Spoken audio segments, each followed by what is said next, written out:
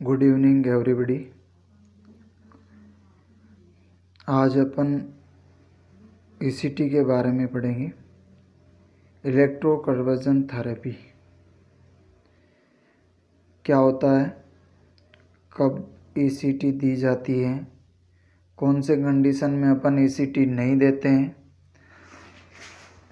क्या ईसीटी देने से पहले अपन को क्या तैयारी करनी चाहिए, एक नर्स का क्या रेस्पॉन्सिबिलिटी रहता है ईसीजी देने के दौरान और ईसीटी के बाद क्या क्या अपन।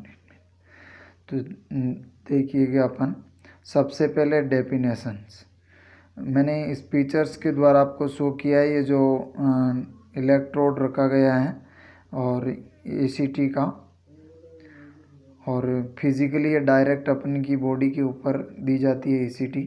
Then ECT is a physical therapy in which there is an application of electrical current to temporal region to the brain produce a grand mal seizure for bringing about therapeutic effect। यानी ECG एक मानसिक बीमारी के treatment के लिए अपन हल्का सा एक इलेक्ट्रिकल करंट देते हैं नोड के द्वारा, जिससे अपन के ब्रेन में जो न्यूरोट्रांसमीटर होते हैं उनका बैलेंस हो जाए और अब जो मानसिक लेवल है वो ट्रीट हो जाए। उसके लिए अपन ईसीटी का यूज़ करते हैं। देन कौन कौन सी कंडीशन में अपन ईसीटी का उपयोग करते हैं, तो ईसीटी जो मेनली अपन यूज़ करते हैं वो मेजर डिप्रेशंस के लिए यूज़ करते हैं। डिप्रेशन का अगर कोई मरीज़ हो तो अपन उसे ईसीटी का उपयोग करते हैं, ईसीटी थेरेपी के द्वारा ट्रीट करते हैं। इसके अलावा और कुछ साइकोटिक डिजीज़ होती हैं जिसमें भी अपन ईसीटी देते हैं, जैसे मेलनकोलिया है, सिजोफ्रेनिया है, मेनिया है, पोस्टपार्टम डिप्रेशंस हैं।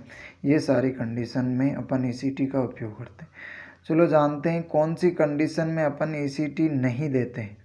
तो कॉन्ट्रा इंडिकेशन यानी इंक्रीज आईसीपी अगर बढ़ा हुआ है, इंट्राक्रेनियल अगर प्रेशर अगर बढ़ा हुआ है तो अपन ईसीटी यूज़ नहीं करते हैं।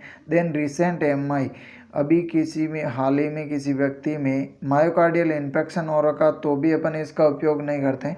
देन सेरिब्रल हेमरेज, अगर ब्रेन से कहीं ब्लीडिंग हो रखी है, हेमरेजेज हो रखा तो भी अपन ईसीटी नहीं देते हैं। ग्लूकोमा, ये एक आई की प्रॉब्लम होती है, इस कंडीशन में भी अपन नहीं देते हैं। Then history of cardiac disorder, अगर किसी मरीज़ को कार्डियक डिसऑर्डर की हिस्ट्री है तो भी अपन इसका उपयोग नहीं करते हैं।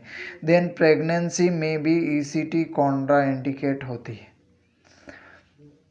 नेक्स्ट टाइप ऑफ ईसीटी, तो ईसीटी दो प्रकार की होती है, डायरेक्ट और मॉडिफाइड ईसीटी।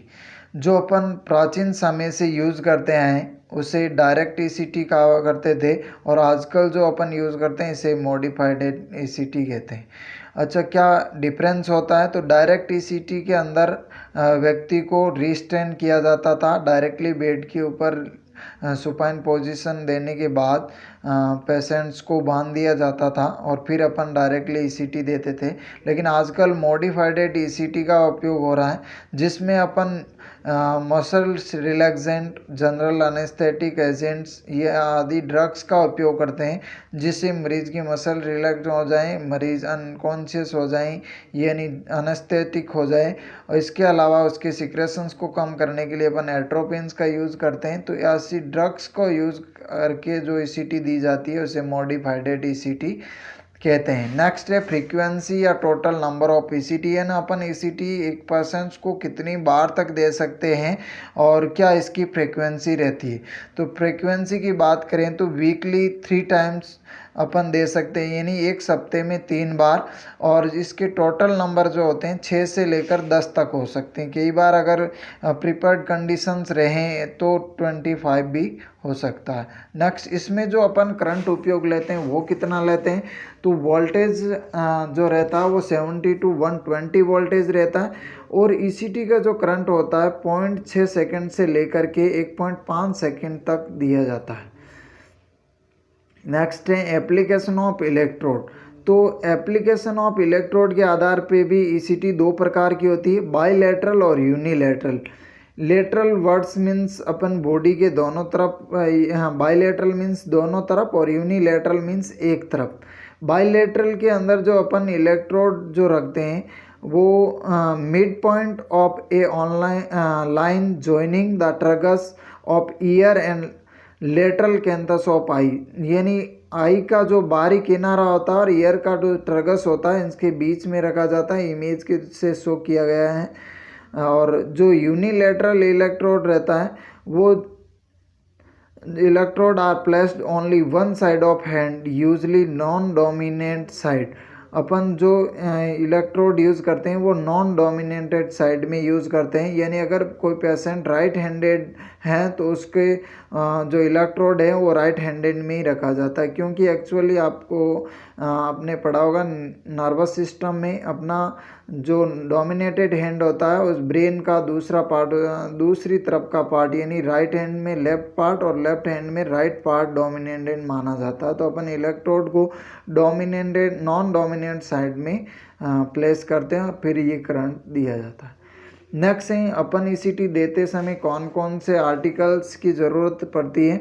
तो सबसे पहले इलेक्ट्रॉनिक मशीन ईसीटी मशीन और इलेक्ट्रोड, इसके अलावा ईसीजी मॉनिटर करते हैं अपन उस पेशेंट के, तो ईसीजी मॉनिटर भी होना चाहिए अपने पास, pulse oximeter, defibrillator, suction apparatus यानी suction machine, oxygen cylinder, Ambu bag, mouth gag यानी टंग बाइट्स नहीं हो जाए या टंग डिप्रेसर्स का यूज़ भी करते हैं अपन, माउथ गेग का यूज़ करते हैं। Then sterile syringe and needle, यानी आपको ड्रग्स देना है तो उसके लिए सिरिंज और नीडल्स की ज़रूरत रहेगी। आईवी स्टैंड इमरजेंसी ड्रग यानी आईवी स्टैंड, इसके अलावा कुछ इमरजेंसी ड्रग हैं।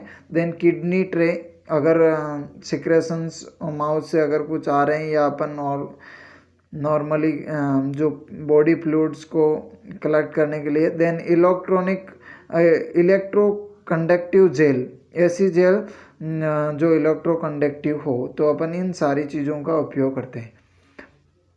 नेक्स्ट है ईसीटी टीम। तो ईसीटी देते वक्त कितने कौन कौन से मेंबर होने चाहिए, तो यहाँ एक साइकेट्रिस्ट होता है, इसके अलावा अनेस्थेटिक होता है, ट्रेन नर्स, ईसीटी से रिलेटेड ट्रेन नर्स होती हैं, देन नर्सिंग एड्स और ईसीटी असिस्टेंट, ये सारे मेंबर या अपन ईसीटी टीम होती है।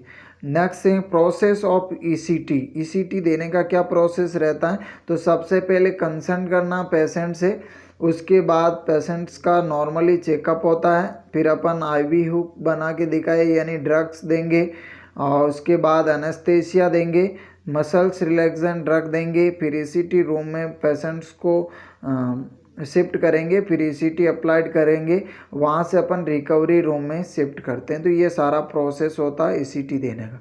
तो इस प्री ईसीटी केयर, सब ईसीटी देने से पहले कौन सा ट्रीटमेंट करते हैं, तो प्री ईसीटी केयर मीन्स के अंदर सबसे पहले होता है mainly procedure identify the patient. सबसे पहले पेशेंट जिसको ईसीटी देना है यानी डॉक्टर ने जिसको प्रिस्क्राइब किया वही पेशेंट है।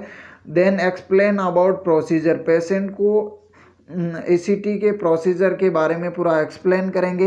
देन फिजिकल एग्जामिनेशन, पेशेंट का head to toes physical examination करेंगे।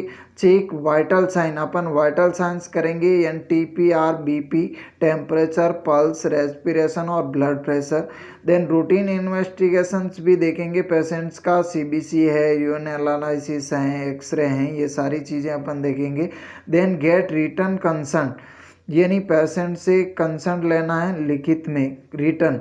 Then patient should be kept NPO, यानी मरीज को नथिंग पर ओरल, यानी एक दिन पहले अपन मरीज को भूखा रखते हैं, माउथ से कुछ भी नहीं देते। Then instruct to patient not apply oil to head, यानी पेशेंट्स को बताना है कि आपको अपने बालों को अच्छी तरह से शैम्पू से धो करके ड्राई करना है और उसके बाद में बालों में किसी प्रकार का ऑयल्स का उपयोग नहीं करना है। Next, remove the all metallic article from the body. अपन जानते हैं कि इसमें इलेक्ट्रिकल करंट दिया जाता है, तो जितने भी धातु के आर्टिकल्स हैं उनको बॉडी से रिमूव करना है, जैसे रिंग है, सेफ्टी पिन है, बेंगल्स हैं, इन सारों को हटा लेंगे।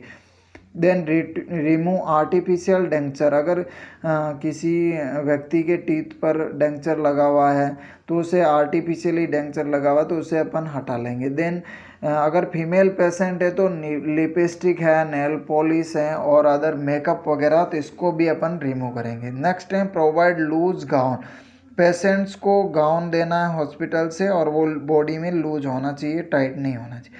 Then administer medication is prescription order, patients को अपन मेडिकेशन देंगे डॉक्टर के ऑर्डर के अनुसार। Then encourage patient to empty the bladder, मरीज को यूरिन वॉइड करने के लिए कहेंगे, यानी मूत्र त्यागने के लिए कहेंगे।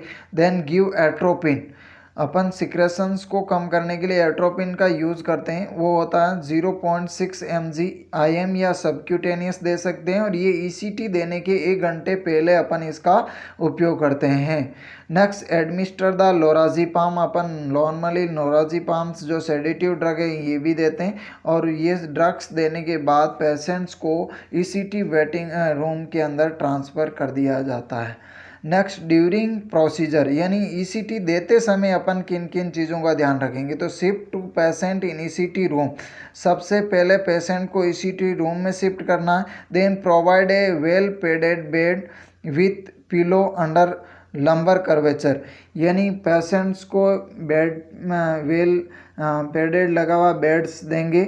उसके बाद जो पिलो यानी तकिया जो होता है कमर के नीचे अपन तकिया रखेंगे, लंबर कर्वेचर के अंदर नीचे जो तकिया रखते हैं जिससे फ्रैक्चर का रिस्क कम हो जाए और पेशेंट कंफर्टेबल फील करे।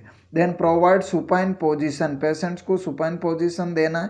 Then administer short acting anaesthetic agent, मरीज को एनेस्थेसिया के लिए एनेस्थेटिक एजेंट दिया जाता है, जैसे मैंने यहाँ थियोपेंटल्स बताया, तो और जो भी एग्जांपल ही होता है तो जो अवेलेबल होता है वो दिया जाता है। नेक्स्ट प्लेस माउथ घेग, पेशेंट्स के को माउथ घेग लगाएंगे जिस प्रकार इस पिक्चर्स में मैंने शो किया, मुंह के अंदर एक गेग लगा हुआ है। Then support the shoulder and arm, pillow से अपन शोल्डर और आर्म को सपोर्ट देंगे। देन ECT देने से पहले मरीज को 100% ऑक्सीजन दिया जाता है और इसके लिए अपन पोजीशन देते हैं hyper extended head with supported of chin, जिसे इस पर अभी पेशेंट्स दिखाया जा रहा है आपको हाइपर एक्सटेंडेड पिक्चर्स में। Then provide electrode dipped in gel, जिसको अपन प्लेसमेंट करते हैं, जो इलेक्ट्रोड होता है वो जेल लगा करके अपन ब्रेन के जो लोकेशन होता है वहाँ प्लेस करेंगे। देन ऑब्जर्व फॉर सीजर, के लिए अपन पेशेंट्स को ऑब्जर्व करेंगे, टॉनिक क्लॉनिक फेज हैं, ओरा फेज है, कौन सी फेज में है, कितना टाइम तक सीजर आ रहा है। Then do suction of mouth immediately, अगर मान लीजिए सक्शन माउथ से कुछ सिक्रेशंस आ रहे हैं तो उसको अपन सक्शन करेंगे। नेक्स्ट है केयर आफ्टर ECT, यानी ECT देने के बाद पेशेंट को रिकवरी रूम में शिफ्ट कर दिया गया, अब अपन कौन कौन सा केयर देंगे। Then check and record vital sign, वापस चेक करेंगे। Then put the side rail with bed up, अभी पेशेंट अनकॉन्शियस है तो अपन साइड रेल लगाएंगे साइड्स, जिससे पेशेंट को गिरने का रिस्क कम हो। Then place the patient in sideline position, patient को अपन लेटरल या साइडलाइन पोजीशन देंगे जिससे एस्पिरेशन की रिस्क कम हो जाए, यानी पेशेंट्स जो है कुछ सिक्रेशन निकलने जाएं और वो श्वसन नली में नहीं चला जाए। देन वाइप द सिक्रेशन, जितने भी सिक्रेशन आ रहे हैं उसको अपन अच्छी तरह से साफ करेंगे। एंकरेज द फॉर रेस्ट, इन पेशेंट्स को रेस्ट के लिए कहेंगे। Then shift to patient in ward, patients को पोस्ट ECT वार्ड के अंदर शिफ्ट किया जाएगा। Then reorient patient to ward toilet नर्सेशंस, अपन पेशेंट्स को ओरिएंटेशन रीओरिएंट करेंगे, उसकी मेमोरी को देखेंगे वापस कि वो वार्ड के बारे में या नर्सिंग स्टेशन के बारे में क्या जानता है क्या नहीं जानता। Then check the any injury, अगर बॉडी में कहीं ECT की वजह से इंजरी हुआ तो उसके लिए देखेंगे, पेन के लिए देखेंगे। Then record of any changes observe after ECT, यानी ECT देने के बाद में अगर किसी प्रकार रिकॉर्ड्स को चेक करेंगे और उसे कहीं चेंजेस हो रहा तो उनको चेक करेंगे। तो thank you students. Stay at home, घर में रहिएगा, सुरक्षित रहेगा, भारत सरकार में लॉकडाउन में सहयोग कीजिएगा। Thank you so much.